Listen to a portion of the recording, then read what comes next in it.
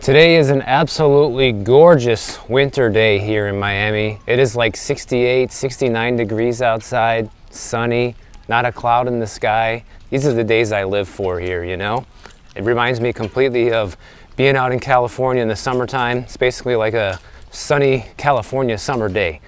But I'll tell you what's not so sunny right now, guys, is the outlook on the US economy.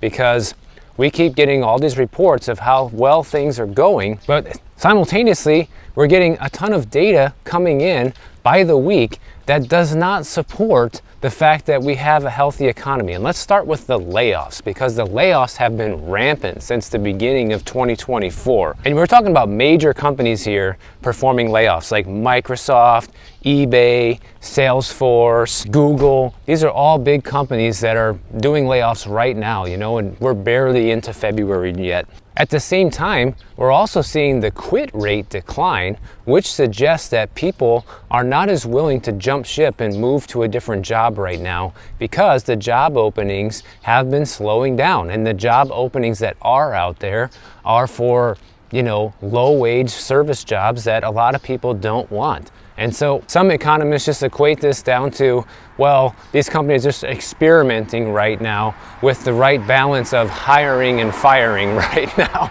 And what they're really trying to do is they're trying to remain profitable throughout 2024. They're anticipating that this year is going to be weaker than last year, and they're already gearing up for it. And the easiest way to guarantee that you're going to have a more profitable year than the year before is to have less people on your payroll. Now, of course, in the tech sector, one of the big reasons for all the layoffs that we've been seeing is AI. But there's a lot of companies that have been performing layoffs that are not involved in tech, guys, because some people just want to equate this to, well, it's just tech, it's just AI that you're seeing being disrupted right now. But other than that, everything else is good. But that's actually not true, because we'll get to that in just a minute. Here we have a house listed at $2.35 million, and they've had it listed since August of 2023, and originally they were trying to get $2.6 million. But look at the history of this house. In 2019, it sold for $845 grand. Then in 2021, this guy bought it for $1.5 million, and everybody's trying to get the easy money. You know, let's try to sell it for $1 million more. Clearly that plan's not working out, and you have a $30,000 property tax bill to boot. So, I don't know. It's just crazy, guys. It looks like the home flipping game is basically over. And we know this is not just a problem with tech, because banks have been performing layoffs. I think Citibank recently announced they're laying off 30,000 people. And then you have companies like UPS, guys. UPS just announced that in 2024, they're letting go 12,000 people. That is gigantic. I mean, just between UPS and Citigroup, you're already talking 42,000 people losing their job this year. And last time I checked, UPS is not a tech company. They are a logistics company. They ship all of our stuff around the world. So if shipping is down, that means people are not buying things as much. And that means that the economy is not as rosy as the picture that is continually being painted by our government and the Fed and the news outlets that are trying to amp everybody up for this 2024 election. So the CEO of UPS, Carol Tomé, cited soft demand and the recent labor contract as reasons for missing the company's earnings expectations.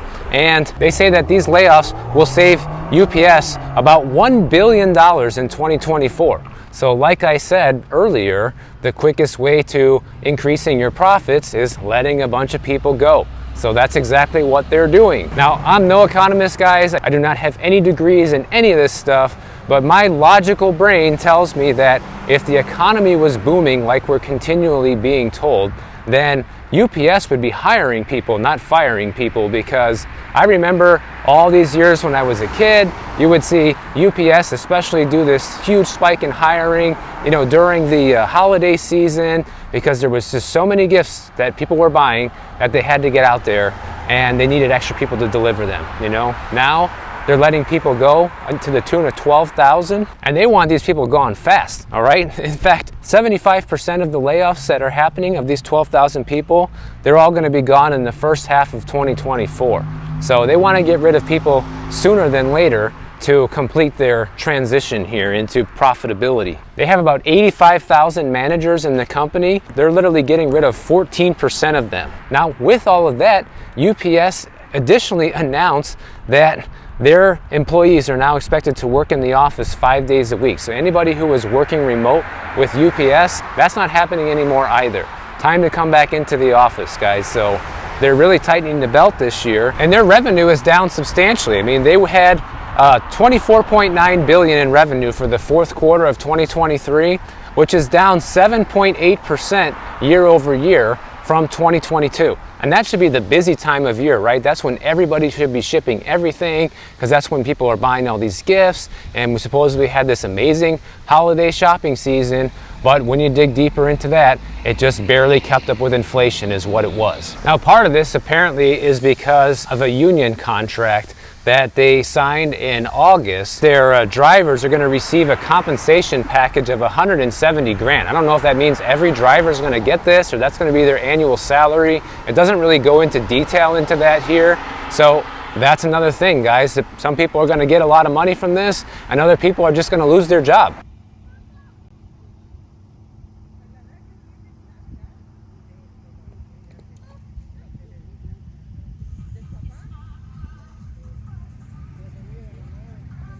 But my logical brain tells me that a logistics company that's in charge of shipping things across the world, if their business is down almost 8% year over year, that means people are not buying things as much year over year. It means sales of things are down 8% year over year.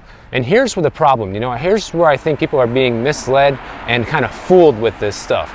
For example, we saw the holiday shopping season numbers come in, and I forget what they are, but it was like sales were up 3% year over year, right? Well, that's kind of close to the rate of inflation that we have, or supposedly the rate of inflation, right? Which means that sales actually didn't move. They were basically the same as the year before, adjusted for inflation. But when you look at stuff like this, to me it means that sales are actually down. It's just that stuff costs a lot more. So they measure all these retail sales in dollar amounts, right? And we know things are far more expensive than they were a couple of years ago.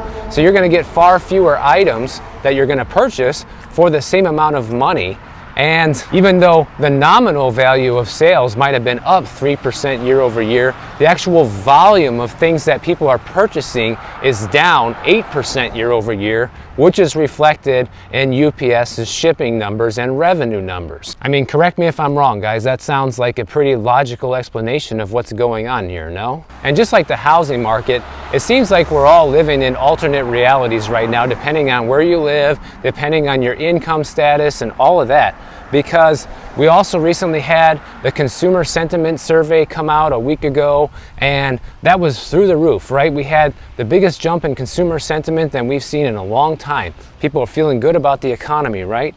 But when you zoom in on the data and take a look at who is actually feeling good about the economy right now, turns out that it's just the people who are already rich feeling good about the economy, which makes perfect sense, right? Stock market's at all-time highs, housing market's still near all-time highs, so asset prices are still sky high, which really helps out people who are already wealthy. That doesn't really do much for somebody who doesn't own any stocks or doesn't own any real estate, right? And the reality is people who make a lot of money are always going to feel better about the economy regardless of what's going on than people who don't do as well financially. If you're a multimillionaire and things take a turn for the worse here and we go into recession, is that really going to affect your wallet, guys? Probably not, right? Things cost a little bit more than before. Big deal. I have the money. People are losing their jobs. I don't care. I own a huge business. I'm the one firing people. I'm going to still have my money, right? And they're saying that, surprise, surprise, one of the main reasons that, people who are rich feel good about the economy right now is because of the bustling stock market, right? The S&P 500 recently just hit a record high, and we already know that like 90% of the wealth that's held in the stock market is owned by like 10% of the people. No big surprise, they feel good about it. And the thing is, the S&P 500 is all driven by like the Magnificent Seven, which are the biggest tech companies that are always pulling in the most revenue and gaining the most, while the other 493 companies are not doing that great, guys. And my biggest concern with this is, okay, that's great if rich people are doing good and they think that the economy is doing great right now, but it doesn't really matter if the economy is only working well for a handful of people, right? You can't just have the top 10% feeling good about things and, feeling optimistic while the other 90% are, barely hanging on by the skin of their teeth. This is just yet another reason I think we're going to see a major correction of some kind, guys. I don't know exactly what, but it's going to have to bring things back to a more normal, because the way things are going like this is just not sustainable. Here we have a house for rent for $4,800 a month, and as you can see, they have been lowering the price since November, and now it's 20% off. It listed at $6,000 originally, now it's $4,800 and still no renters. And this is what happens when you list too high. Before, in 2019, they rented it in 1 month, guys. It listed at $4,100, rented it for $3,600. So people are asking too much now compared to what they should be and what they're really going to get for the property, and it's not moving. That's the problem with the whole entire market right now. And they have a property tax bill of $19,000 per year. Now, part of the reason the economy is also not going so well for people on the lower side of the earning spectrum is because of what we talked about a couple days ago, how people just don't know how to save their money, guys. Like, you have so many people that don't have their money earning interest right now. You have people that don't save anything and borrow everything. And there was an interesting story I saw here about this 100-year-old guy that still has $1 million saved at his age, and he never made more than $40,000 a year. So you could easily say that this guy was a low-income earner his entire life, and he managed to save over $1 million and hang on to a bunch of that money into being 100 years old, which is pretty impressive. Now, this guy retired at 65 years old. Most people, if they would have retired at 65 and only had $1 million at that time, probably would have blown through most of it by now, because that's a lot of extra time. You're talking 35 years to burn through that $1 million is a very long time. They recently talked to this guy and said, hey, how did you do this? Because obviously this is something a lot of people should be aware of if you're in this situation.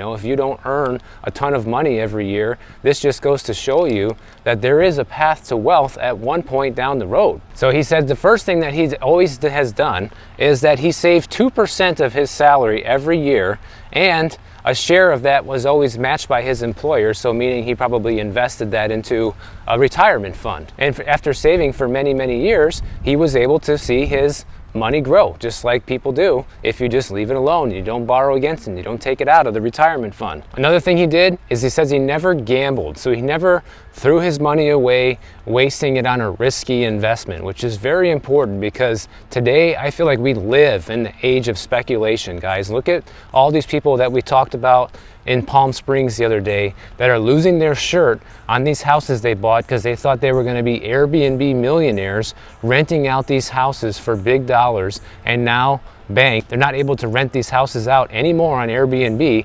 They can't make a profit, and the values of these homes have plummeted. That's called speculation, which is a risky investment, which is something that this guy never took part in. So it can be boring to go the long and slow way to getting rich in life, but that is just the most guaranteed way. That has been proven time and time again to be the most successful way. When you're patient, when you're not a gambler, and you are consistent, those are the things that are going to end you up with a big chunk of money in the end. He also said he never blew money on a bunch of luxurious things that he didn't need. He says that luxury for him is having a vodka or a whiskey cocktail several times a week. That was a luxury for this guy. Now, another thing he said that helped him a lot, which is going to vary for everybody, guys, because you don't need to do this in order to become wealthy, but it helped him, and obviously coming up in an era where home prices exploded helped him a lot. He says over the years, each time he moved, he sold and netted a profit for his home. In one instance, he bought a house for $45,000 and sold it for $350,000. So yeah, those days are probably over. People aren't going to be taking advantage of that anymore because no one's able to make those kind of profits anymore. At least not for a very long time. You might have to wait another 20 years to see profits like that again. And one of the biggest lessons from this guy to learn is live within your means, which is something that basically nobody does anymore. Everybody lives beyond their means now, and we see that reflected in just sheer amount of debt that Americans are carrying. Average American right now carrying about $6,000 $20,000 in revolving credit card debt. We have seen the credit card debt explode to new heights, over $1 trillion now, with no sign of slowing down. You see people buried in student loan debt. You see people taking out personal loans. You see people taking out home equity loans. Any type of debt that they can get their hands on. Another thing that this guy never did, he never went into debt. Besides having a mortgage, that's the only kind of debt this guy has. I have done the same for myself. You know, I was buried in credit card debt in my 20s as well. Finally was able to get myself out of it at 27 years old and never looked back, guys. I have never carried credit card debt since then, and I never will ever again. Same thing with the car, guys. I don't have a car payment anymore. You know, everything I have is paid off except for my mortgage. And the reason for that is so that way the money I make every single month is not going towards interest, and I can save more of it and get paid interest on that money, you know? Things start working for you better financially when you're saving and investing the majority of your income versus giving it away and blowing it on stupid things, which is the next tip that this guy has for everybody. He says, don't blow your money on stupid things. He says he never bought things he never needed, okay? You just buy what you need and that's it. Now, I think we're all a little bit guilty with this one, and I think everybody needs to buy something for themselves sometimes in order to feel like whatever you're doing and working for is worth doing, guys. Because if you're constantly just working and saving for a retirement or a future that may never come, because who knows, life happens, people die early. You could get in a car crash tomorrow and all the money you have saved for retirement goes to your heirs. You know what I'm saying? So I think it's important to reward ourselves regularly with the things that we enjoy without going overboard. And I think that's where people get into trouble, right? People say, oh, I want this, I want that. And next thing you know, you just spend $500 this month on a bunch of toys. Another tip that he has for people is share your living expenses.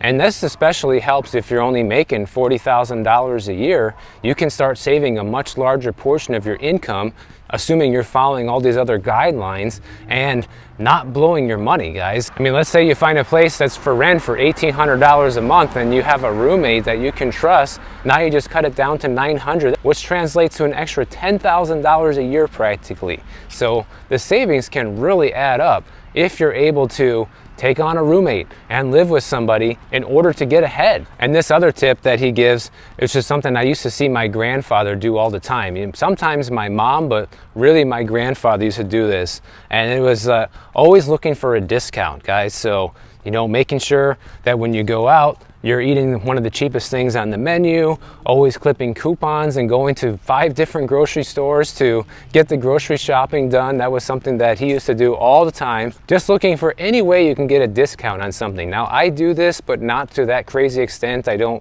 clip coupons looking for grocery deals or anything like that anymore, because I feel like we pretty much have our grocery budget dialed in as a couple. So that's not really a huge concern for me, and it's definitely not our biggest expense. But if you're trying to feed a family, for example, and you need to make every single dollar stretch as far as possible, then that could be something you want to do to make sure that you are maximizing your savings on things. Where I look for savings, I typically look for it on bigger ticket items, like when buying a car, for example, or buying a house, guys. I got the deal of a lifetime when I bought this condo here in Miami a couple of years ago. And I'm not gonna get into that in this video, but I made a whole video about it if you wanna go back on my channel and see what happened with that. Whenever I travel, I love getting the best deals possible, especially with hotels. You know, there's rewards programs with hotels. I use my credit card that gives me cash back on things that I buy. My Citi card gives me 2% cash back on every single thing that I buy.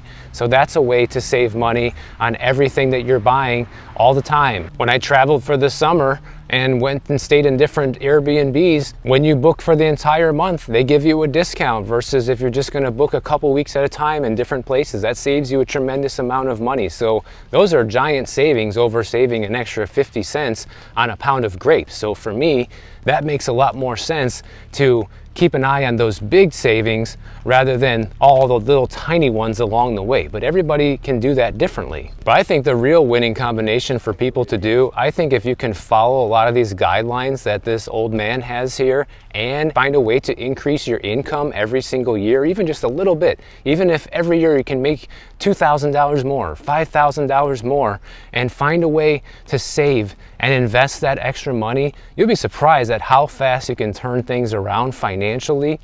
That was always my goal, is I want to try to make more than the year before, you know, more than the year before. That means you're progressing, you're not regressing and going backwards in life. I think if more people want this economy to work for them, they also need to change their perspective on their spending habits and start dialing that in, guys, because you know, it's easy to sit here and complain that the rich are getting richer while the poor are getting poorer, which has always been true throughout all of history.